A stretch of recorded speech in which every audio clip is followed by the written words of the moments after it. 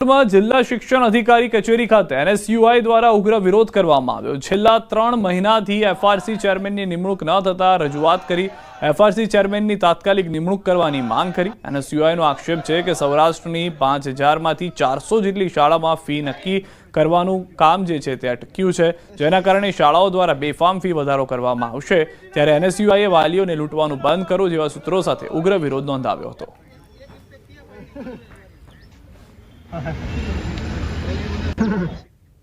છેલ્લા 3 મહિનાથી આ ચેરમેનની નિમણૂક ના થવાના કારણે ઘણી બધી સેલ્ફ ફાઇનાન્સ સ્કૂલોની ફી ટલે ચડી છે અને આ સત્ર નવું ચાલુ થવાની આરે છે ત્યારે આ સેલ્ફ ફાઇનાન્સ સ્કૂલોને એક બાનો મળી ગયો છે કે ભાઈ અમારી ફાઇલ તો એફઆરસી કમિટીએ પડી છે, પણ ક્યાંક ને ક્યાંક એફઆરસી કમિટી અને આ સેલ્ફ ફાઇનાન્સ સ્કૂલોની મિલીભગતના કારણે આ વિદ્યાર્થીઓ અને વાલીઓને વારંવાર લૂંટવાનું કામ થઈ રહ્યું છે।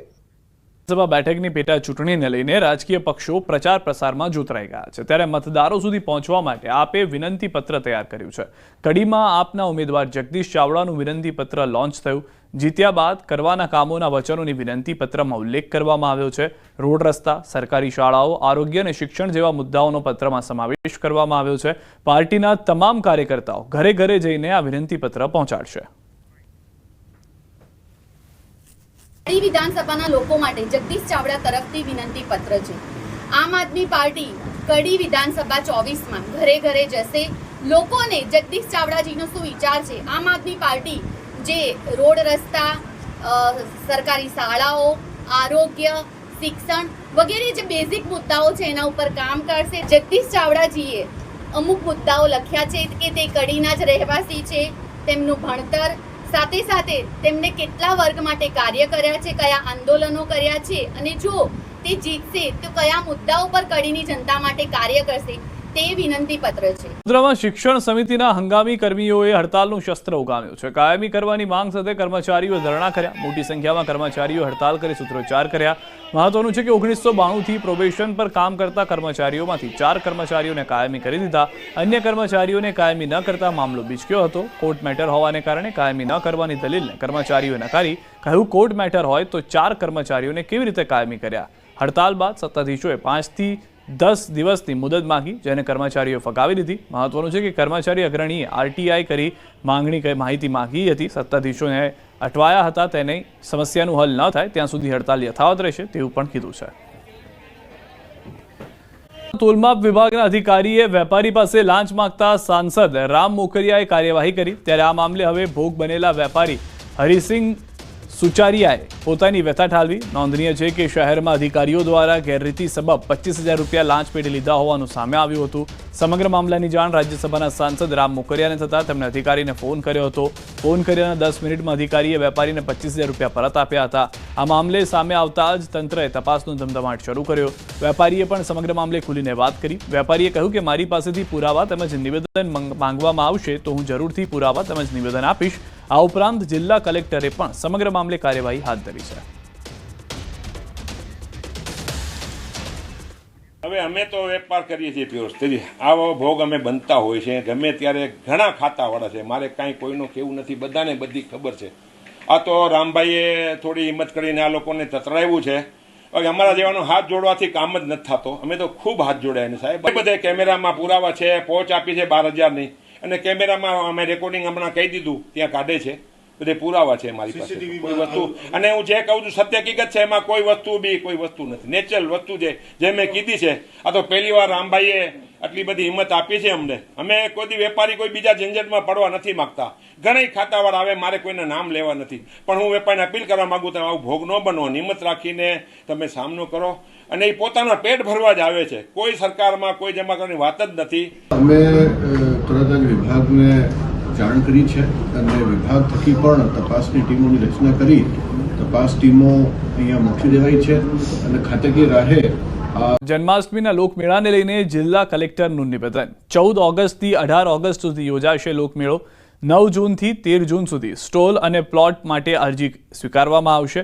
23 જૂનથી 26 જૂન દરમિયાન ડ્રો અને હરાજી કરવામાં આવશે। જિલ્લા વહીવટી તંત્ર દ્વારા લોકમેળામાં એસઓપીનું કડક પાલન કરાવાશે. રાઇડ સંચાલકોની એસઓપી હળવી કરવા માટેની માંગ. ગત વર્ષે એસઓપીના કડક નિયમોને કારણે લોકમેળામાં રાઇડ શરૂ થઈ શકી નહોતી. નવા રેસકોર્સમાં જગ્યા સમથળ કરવા માટે સરકાર પાસે ગ્રાન્ટની માંગણી કરવામાં આવી હતી. રેસકોર્સમાં વૈકલ્પિક રીતે મેળો કરવા તૈયારીઓ શરૂ કરવામાં આવી. આરએનબી વિભાગ દ્વારા જગ્યા સમથળ કરવા રિપોર્ટ આપ્યો છે. ગ્રાન્ટ આવ્યા બાદ કેટલા સમયમાં જગ્યા સમથળ થશે તે આરએનબીના વિભાગ જ કહી શકશે. જેથી અમને દરેક પ્રકારની જે સ્થિતિ જેનું નિર્માણ થઈ શકે એની પૂરતી તૈયારી કરવા માટે સમય મળી રહે. સર, આ વખતે રેસકોર્સમાં યોજાશે કે પછી ન્યૂ રેસકોર્સમાં? અમારી જે નેમ છે એ ન્યૂ રેસકોર્સમાં યોજવા માટેની છે, પરંતુ અમારે સમાંતર તૈયારી જૂની જગ્યામાં પણ કરવી પડે એમ છે, કારણ કે ત્યાં હજી ગ્રાઉન્ડ લેવલ કરવાનું છે.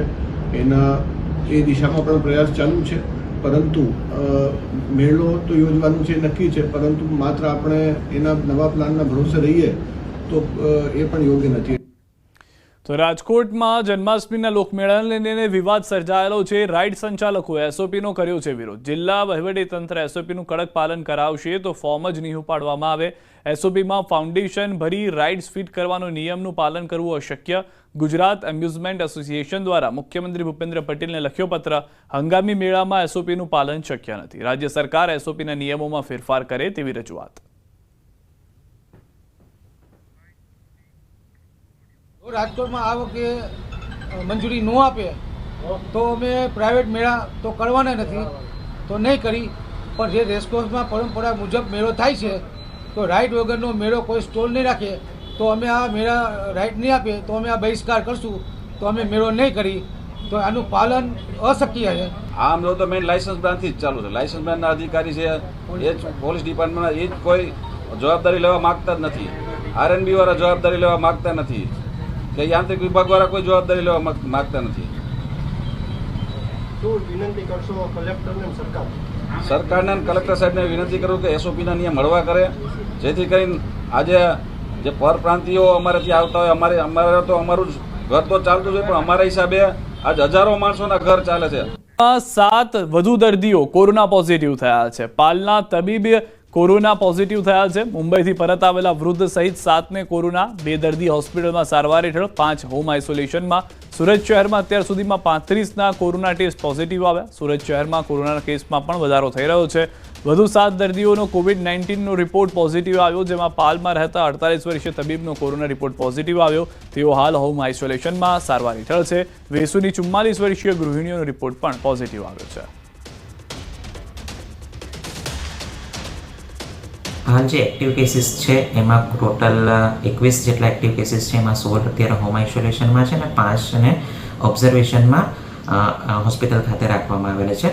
ખાસ કરીને જો જોઈએ તો આ જે મોટાભાગના કેસીસમાં માઇલ્ડ સિમ્ટમ્સ હોય છે, પરંતુ ખાસ કરીને જે વૃદ્ધો છે, સગર્ભા છે અને બાળકોએ ખાસ કાળજી રાખવાની જરૂર છે આ કિસ્સામાં.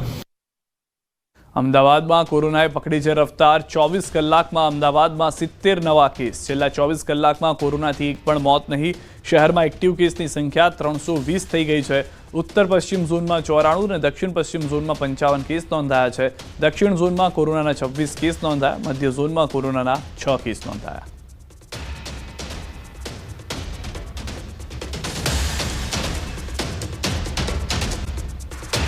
ઘી બનાવતી ફેક્ટરીમાં મળી દારૂની બોટલ. રસુલપુરા વિસ્તારનો વિડીયો વાયરલ થયો છે. ઘી બનાવતી ફેક્ટરીમાં દારૂની બોટલ જોવા મળી છે. મહિલાઓ રોષ ઠાલવતી જોવા મળી છે. સોશિયલ મીડિયામાં વિડીયો થયો વાયરલ. પોલીસે વાયરલ વિડીયોને લઈને શરૂ કરી છે તપાસ. તો હાલમાં જે જાણકારી છે તે પ્રમાણે આ ઘી બનાવવાની ફેક્ટરી હતી, જેથી દારૂની બોટલો મળી આવી છે. હવે દારૂની બોટલો ઘી બનાવવાની ફેક્ટરીમાં શું કરતી હતી તેને લઈને સવાલો ઊભા થયા છે. ત્યારે આરોપ એવા લગાવવામાં આવી રહ્યા છે કે પોલીસ જે છે તે ભીનું સંકેલવાના પ્રયાસમાં જોવા મળી રહી છે. સ્થાનિકોનું કહેવું છે આ તમામ વાત કે ઘીની ફેક્ટરીમાંથી દારૂની બોટલો મળે છે. પોલીસ ફરિયાદ થાય છે. રસુલપુરા વિસ્તારની આ ઘટના છે. વિડીયો તેના મળે છે. ફેક્ટરીની અંદર ગોરખ ધંધા ચાલે છે, પરંતુ પોલીસની જે રીતની કાર્યવાહી છે, પોલીસનો જે રીતનો અભિગમ છે, જાણે ભીનું સંકેલવાના પ્રયાસમાં હોય તે રીતે જોવા મળી રહ્યું છે. મહિલા પોતે પોલીસ કર્મી જોડે દોડતી ત્યાં જોવા પણ મળી છે. વિડીયોની અંદર સમગ્ર ઘટના જે છે તે કેદ થતી નજરે પડી રહી છે. ઘી બનાવવાની આ ફેક્ટરીમાં દારૂની પોટલીઓ શું કરતી હતી એ મોટો સવાલ છે. ઓલા છોકરાઓ તમે મેડમ વિશે બતાવો તે યાલે જો આયા એક બોટલ પર પડી છે અને આ મેડમ નીકળ જો આ લોકોએ શું કર્યું જો લે આ ઘીમાં કેમિકલ છે જો ઓલા ફોન કરે ઓલા ન્યૂઝ 18 સંવાદદાતા હાર્દિક અમારી સાથે જોડાઈ ગયા છે. હાર્દિક, જે રીતનો આ વાયરલ વિડીયો છે, સ્થાનિકોનો દાવો છે કે પોલીસ ભીનું સંકેલી રહી છે, સમગ્ર ઘટના શું છે અને કઈ રીતની અભિગમ પોલીસનો છે? જી સિદ્ધાર્થ, ગઈકાલે રાત્રે રાજકોટ શહેરના રસુલપુર વિસ્તારમાં જે નકલી ઘી બનાવતા હોવાના આક્ષેપ સાથે સ્થાનિકોએ દરોડા પાડ્યા હતા. મોડી રાત્રે આ જે જગ્યા છે રસુલપુરા વિસ્તાર, ત્યાં દરોડા પાડતા જે છે એ જગ્યાએથી એક દારૂની બોટલ પણ મળી આવી હતી અને મહિલાઓ છે તે આક્રોશે ભરાઈ હતી. આ સમગ્ર મામલો એટલી હદે ઉણસ્યો હતો કે રાજકોટ પોલીસને પણ બોલાવવાની ફરજ હતી. પોલીસ પણ પહોંચી હતી સ્થળ પર.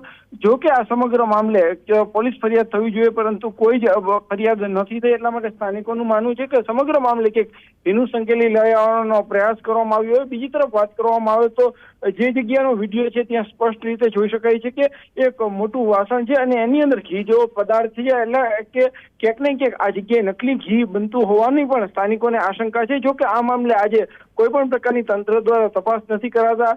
અનેક સવાલો પણ ઉઠ્યા છે, પરંતુ સમગ્ર મામલામાં જોઈ શકાય છે કે એક મહિલા છે તે પોતાને પોલીસ કર્મી હોવાનો જે છે એ દાવો કરી રહી છે અને અન્ય મહિલાઓ છે તે આક્રોશ વ્યક્ત કરી રહી છે. ત્યારે આ સમગ્ર વાયરલ વિડીયો છે તે ક્યાંક ને ક્યાંક તંત્ર સામે પણ એક સૌથી મોટા સવાલો જે છે એ સર્જી રહ્યો છે. આભાર હાર્દિક, સમગ્ર માહિતી બદલ. ચાંદી મોંઘું થઈ ગયું છે. 1 તોલું સોનાનો ભાવ જે 1,06,000 રૂપિયા છે, ત્યારે 1 કિલો ચાંદીનો ભાવ હવે 1,07,000 પર પહોંચી ગયો છે. 1,25,000 સુધી પહોંચવાની નિષ્ણાંતોની આગાહી છે.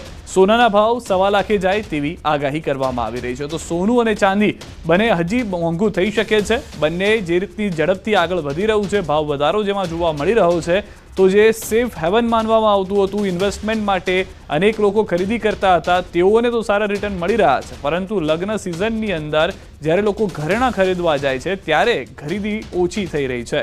આ તમામની વચ્ચે જેટલું સોનું અને ચાંદી મોંઘું થઈ રહ્યું છે, તેમ તેમ તેના કારીગરો જે છે તેઓને પણ થોડી ઘણી નુકસાનીનો સામનો કરવો પડી રહ્યો છે. કારણ કે પહેલાં જે ઘરેણાં વધુ બનતા હતા તે ઘરેણાં હવે ઓછા બની રહ્યા છે, જેના કારણે કારીગરો જે છે તે બેરોજગાર થઈ રહ્યા છે. રાજકોટ હોય, અમદાવાદ હોય કે અન્ય કોઈ પણ મોટા શહેર ગુજરાતના કે જ્યાં તમામ જગ્યાએ એક જ પરિસ્થિતિનો સામનો લોકો કરી રહ્યા છે.